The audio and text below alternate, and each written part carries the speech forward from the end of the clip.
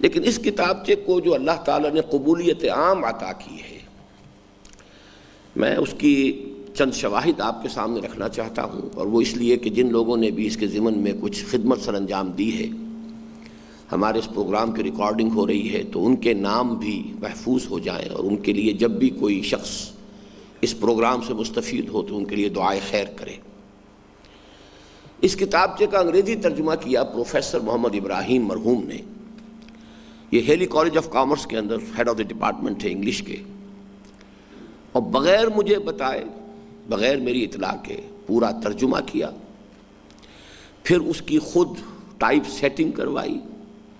اس کی proof reading کی، اور بتایا کہ میں نے یہ سارا کام کر لیا ہے، اب آپ اس کتاب کو شائع کر دیجیے۔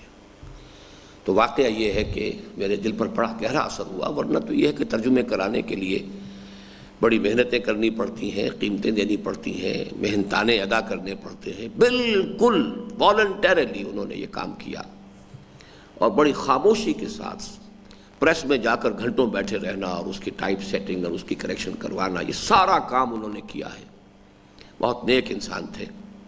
اللہ تعالیٰ انہیں اس کا اجر و ثواب عطا فرمائے۔ تو انگریزی کا ترجمہ انہوں نے کیا۔ اس کا جو عربی ترجمہ ہے، یہ انگریزی ترجمہ اب جو ہے اس عنوان سے اب شائع ہو رہا ہے، the obligations Muslims owe to the Quran. اس کے علاوہ یہ نہ معلوم اور کہاں کہاں سے مختلف عنوانات کے تحت شائع ہو رہا ہے۔ دی بک اینڈ دی ریڈر،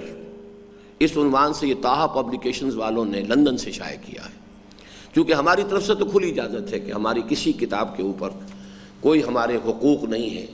بلکہ یہ تو چونکہ دین کے لیے اور دین کی خدمت کے لیے ہے، تو لہٰذا جو شخص چاہے اسے شائع کرے، مفت تقسیم کرے، بیچے، جو چاہے کرے۔ لہذا مختلف جگہوں سے یہ کتابیں جو ہیں وہ شائع ہو رہی ہیں۔ اس کی عربی ترجمہ جو شائع ہوا، ماذا یجب علی المسلمین تجاہ القرآن، اس کا بھی ایک خاص پس منظر ہے، اسے بھی میں ریکارڈ پر لے آنا چاہتا ہوں۔ مولانا صہیب حسن صاحب ہیں جو آج کل لندن میں مقیم ہیں، اور جو سلفی تحریک ہے اس وقت کافی زور شور کے ساتھ انگلستان میں ان کا کافی کام ہے، محنت ہے، تو اس کو یوں کہا جا سکتا ہے کہ اس کے سب سے نمایاں وہاں پہ آدمی ہے اس وقت۔ سعودی عرب کا جو ادارہ ہے اس کے وہ انچارج ہیں وہاں۔ تو وہ اس زمانے میں ابھی انہوں نے مدینہ یونیورسٹی سے فارغ التحصیل ہونے کے بعد دارالافتاء کی طرف سے انہیں پہلا اسائنمنٹ ملا تھا کہ وہ ایسٹ افریقہ میں مبلغ کی حیثیت سے کام کر رہے تھے۔ سالانہ تعطیلات میں آیا کرتے تھے پاکستان۔ وہ آئے تو میرے چھوٹے بھائی سے ملنے آئے، اس لیے کہ دور سے ہماری ان سے ساتھ ایک عزیز داری بھی ہے۔ تو ان کے دفتر میں یہ کتابچہ پڑا ہوا تھا، کراچی کی بات ہے یہ، تو وہ اٹھا کر لے گئے۔ ان کا کہنا یہ ہے کہ میں بس میں بیٹھا صدر کراچی سے، اور فیڈرل بی ایریا تک پہنچنا تھا انہیں، جہاں کہ ان کا گھر تھا، جہاں جانا تھا انہیں، تو وہاں تک میں نے وہ کتابچہ پڑھ لیا، اور میں نے اپنے دل پر اس کا جو اثر محسوس کیا، تو مجھے احساس ہوا کہ کوئی شے اگر مولوی کے دل پر اثر کر سکتی ہے، یہ ان کے الفاظ ہیں، ورنہ میں یہ الفاظ خود کبھی نہ کہتا، یہ ان کے الفاظ جو کوٹ کر رہا ہوں، کیونکہ وہ عالم دین تھے، فارغ التحصیل مدینہ یونیورسٹی کے۔ ظاہر بات ہے کہ ایک عالم دین کو کسی دوسری بات سے کوئی خاص تاثر لینے کا معاملہ جو ہے وہ کچھ آسان نہیں ہوا کرتا، کہ اگر ایک مولوی کے دل پر اتنا اثر ہو سکتا ہے جو میرے دل پر ہوا ہے، تو پھر یہ کہ ایک عام انسان کے لیے کتنی مفید ہوگی۔ خاموشی سے انہوں نے عربی ترجمہ کیا۔ اپنے اہتمام میں البعث الاسلامی ایک رسالہ نکلتا ہے لکھنؤ سے، مولانا سید علی میاں کی زیر نگرانی، 5 اقساط میں 5 پرچوں میں اس کے یہ 5 حقوق جو ہیں ایک ایک قسط کر کے شائع ہوئے۔ میرے علم میں بعد میں آیا، جبکہ البعث الاسلامی میں وہ چھپ بھی چکی تھی اقساط۔ ظاہر بات ہے کہ یہ کام بھی انہوں نے بالکل بغیر کسی معاوضے کے کیا ہے، والنٹیرلی کیا ہے، دین کی خدمت سمجھ کر کیا ہے۔ اسی طرح ایک روز میں بیٹھا ہوا تھا اپنے، جبکہ ہمارا ابھی انجمن خدام القرآن کا یہ سارا کمپلیکس جو ہے ابھی قائم نہیں ہوا تھا، ابھی مرکزی دفتر ہمارا تھا سمن آباد میں، 12 افغانی روڈ سمن آباد پر۔ تو اپنے دفتر میں تھا کہ ایک ساتھ تشریف لائے، میرا ان سے کوئی تعارف نہیں تھا۔ انہوں نے اپنا تعارف خود کرایا کہ میرا نام ہے بشیر احمد، ڈاکٹر بشیر احمد، میں head of the department of Persian ہوں پنجاب یونیورسٹی کا، میں آپ کی اس کتاب کا یہ ترجمہ فارسی میں کر کے لایا ہوں۔ کوئی تعارف ان سے نہیں تھا، کوئی ان سے گفتگو نہیں تھی، میں ان سے سرے سے واقف نہیں تھا،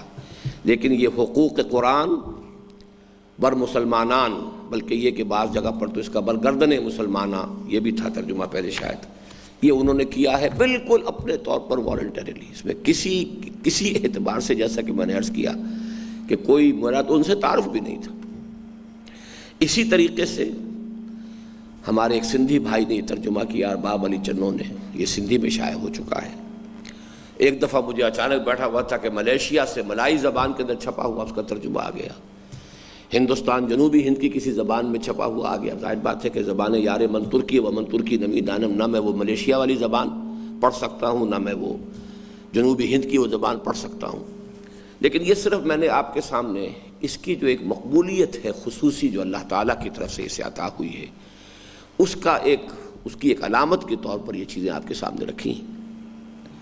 مزید یہ کہ ایک واقعہ ہے جو میں چاہتا ہوں کہ ریکارڈ پر آ جائے۔ میرے چھوٹے بھائی جدے میں اپنے کاروبار کے سلسلے میں مقیم تھے، اقتدار احمد مرحوم،